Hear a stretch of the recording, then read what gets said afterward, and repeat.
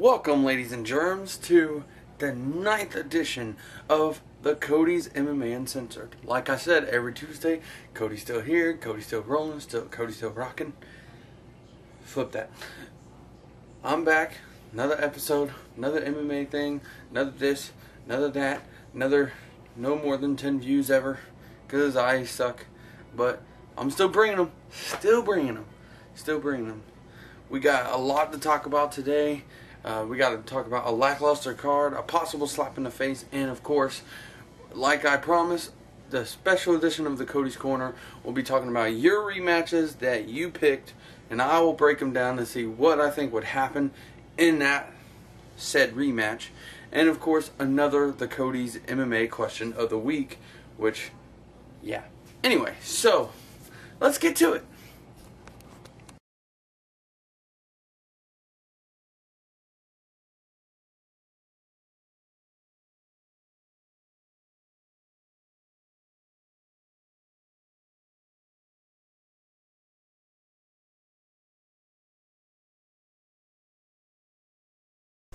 Our first topic of the Cody's MMA Uncensored Edition 9. Now, I'm not sure if I talked about this last week. I can't remember. I wanted to go through my videos to find out, but I just can't remember. So, if this is the second time you're hearing about it, just fast forward through it and we'll go on. But Chris Lieben versus Mark Munoz will headline UFC 138.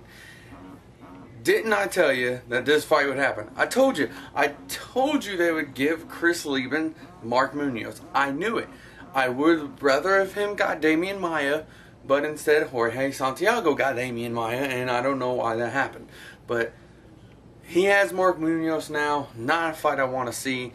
I'm not too confident in my boy in this fight. You know, I love Chris Lieben, but not too confident about it. But another thing that gets me is that this is a headliner for a very, very lackluster card. I mean, Dana White is I'm getting more and more pissed at the guy because this fight card totally stinks other than the main event. I mean, the only other guy that has a big name is Thiago Alves, and he's fighting a newcomer. So, I don't know what is up with this UFC 138 card. It is on free TV. So, I mean, this should be a fight night. This should be like an Ultimate Fighter finale or something like that.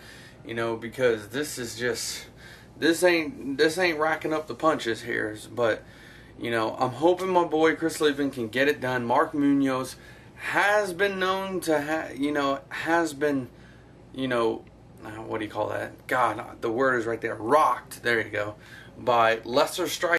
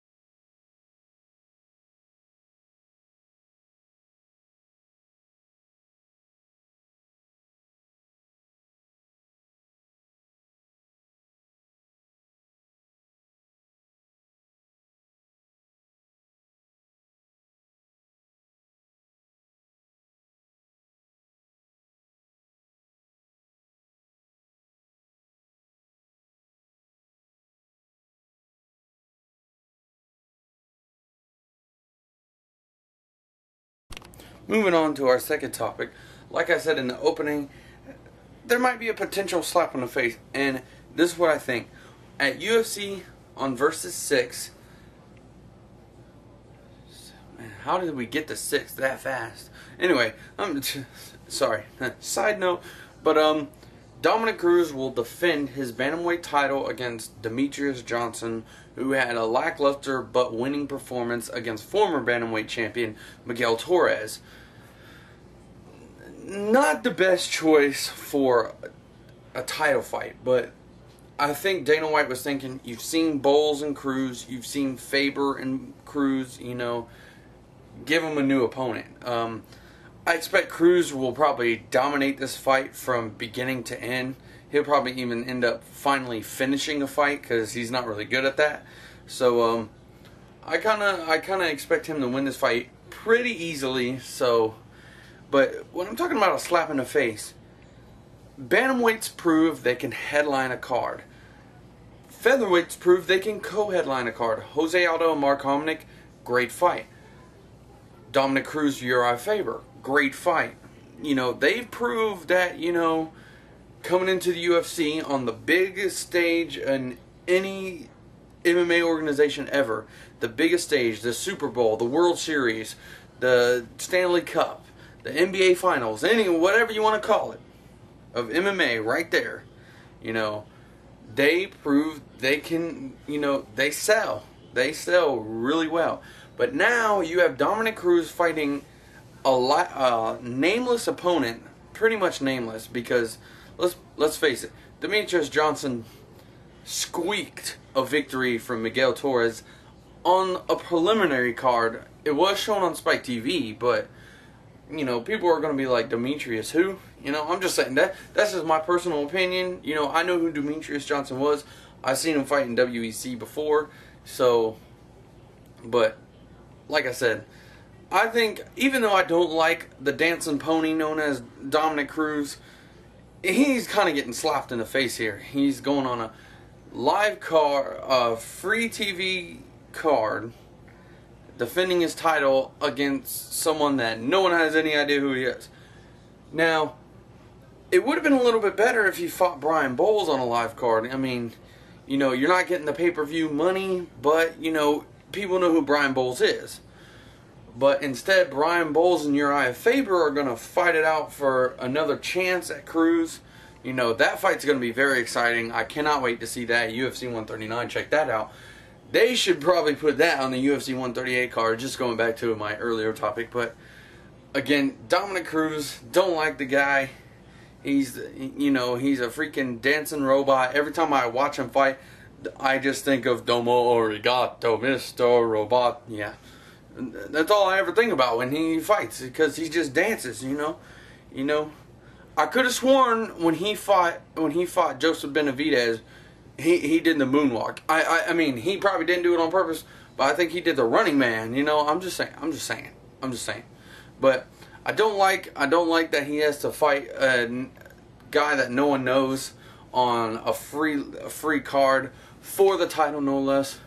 And it doesn't even have a good co-headliner. I mean, Charlie Brenneman versus Anthony Johnson. Charlie Brenneman freaking homo-hugged Rick Story for 3 rounds and almost got beat in the 3rd round, but is facing Anthony Johnson, who had a triumphant return against Dan Hardy, hasn't fought since, was supposed to fight Nate Marquardt in a fight he could have won to further cement his, you know, title contender status.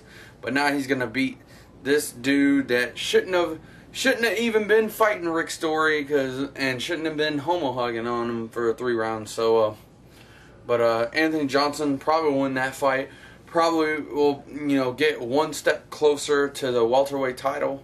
You know, not too close, because, you know, he hasn't had that consistent winning basis like someone like a Carlos Condit. So, or, you know, a John Fitch, if you throw out that he drew with BJ Penn. But yeah, Dominic Cruz, sorry dude, you know, maybe that's what you get for being a pony, so I'm sorry. But yeah, UFC versus 6, bantamweight title. I believe it is only the second title fight in UFC history that will be on free TV. The first was Rampage Jackson, Dan Henderson at UFC 75. So I'm not sure, but you know, UFC, not WEC, UFC. Okay, so anyway, yeah, so check that out.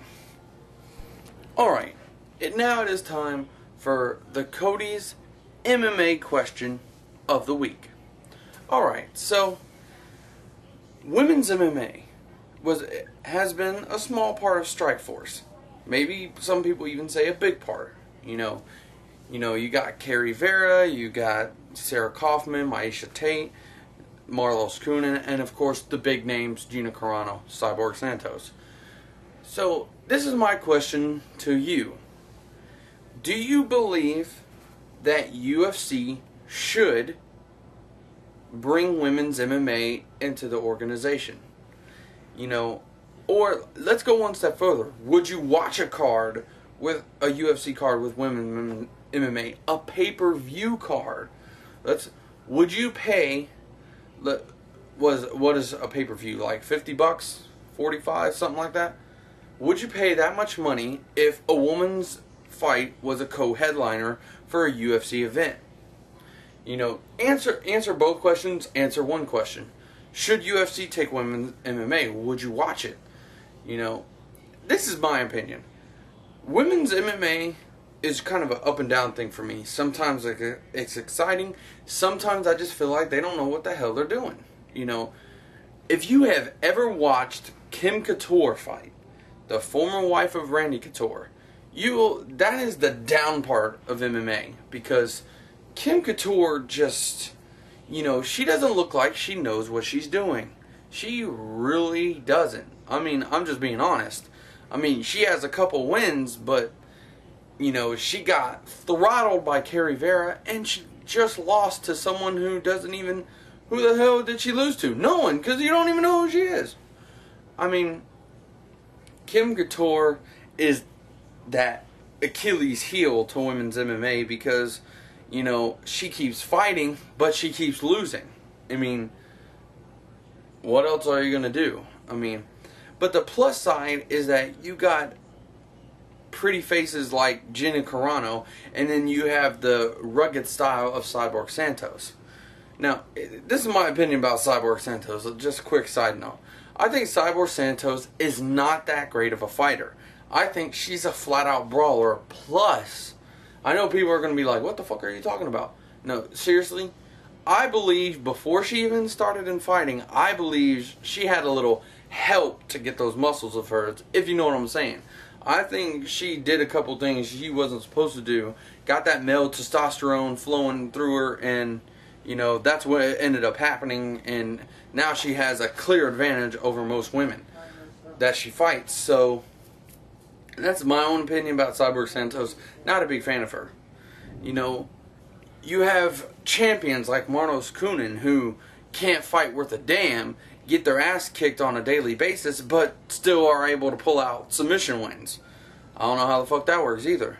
But my opinion is that you gotta go where you make the money. So would UFC make money off of women's MMA, or would it just be that little thorn in the side, little thorn right there that, you know, no one cares about, that little fly that just buzzes around?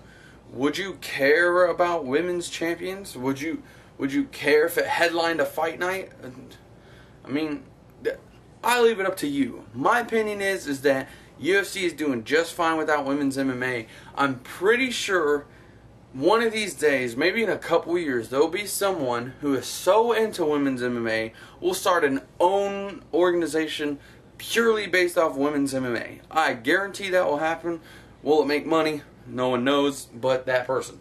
So, I say no. UFC should not carry over with women's MMA. You know, I'm not a big fan of it. I just feel like, you know, you don't get to see much technique into it. It's just flat out brawling and people just doing what their mind tells them to do, or however the hell that made sense. I don't know. The Cody slipped on that one. I just do what the mind. What the fuck? What are you, like, psychic? I don't know. I'm stuttering. But yeah, that's the question. Leave it in the comment section. Tell me on Twitter. Tell me on Facebook. Should UFC take women's MMA? Would you watch it if they did? Who knows? I say no. What do you say?